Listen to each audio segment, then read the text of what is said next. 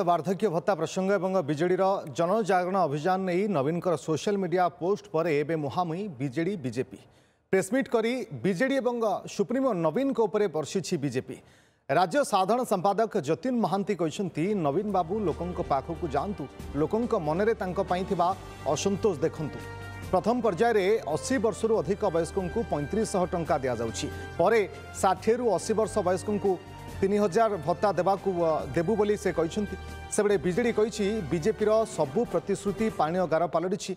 ओडिया अस्मिता कही भोट नेले हेले बीजेपी सरकार केवल रंग मारिबारे व्यस्त बोली बीजेडी अभियोग आनी।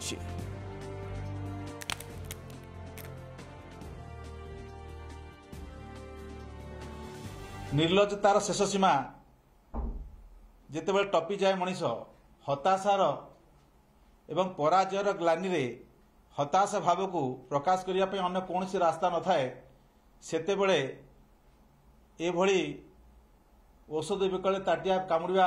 प्रकृति देखा जाए। भारतीय जनता पार्टी प्रथम दिनरू एक प्रतिश्रुतिबद्ध जे जो प्रतिश्रुति आम देइछु मैनिफेस्टो रे ताकू आम अक्षरे अक्षरे पालन करिबु ताकू तार गोटे प्रथम पदक्षेप रूप में प्रथम पर्यायर जो भली आम कहिथिलु से भली 80 वर्ष ऊर्ध्व वयस्क भिन्नक्षम विधवा मानंकु 3500 टंका पर्यंत भत्ता देवाई आम घोषणा करिछु एवं सरकार सेतिपाई मध्ये प्रावधान करिसंती।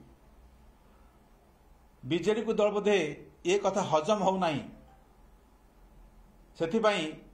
जो भत्ता को 500 टंका रु 1000 टंका करिवा पाई ताकू 25 वर्ष लगिला ताकू भारतीय जनता पार्टी 3000 एवं 3500 टंका पर्यंत बढ़ेबार जो प्रतिश्रुति देइथिला एवं से प्रतिश्रुति पालन करबा को जाउछि ये कथा को तांकर जो भाई बार हजम हो नहीं एवं निर्लज भाव ताकू विरोध करने आगामी दिन में जनजागरण करने जाउछंती या ठारू निर्लजता किछि नहीं। से स्पष्ट भावे कहितिले कौन ना आमे माने भत्ताधारी जो माने अछंती तांकू 3000 और 3500 टंका करी आमे दबु से जोटा कहितिले से जिनस केले नहीं कले कौन ना 80 वर्षर ऊर्ध्व जो माने अछंती तांकू देबे आपणकर 3500 टंका भत्ता एवं 80% रु ऊर्ध्व जी भिन्नक्षम आपण थरे भावंतु एटा को टाइप रो चंचकता आ ए चंचकता अजाणतारे नुहे से किछि भी कहंतु ए चंचकता से जानिकरी कहचंती।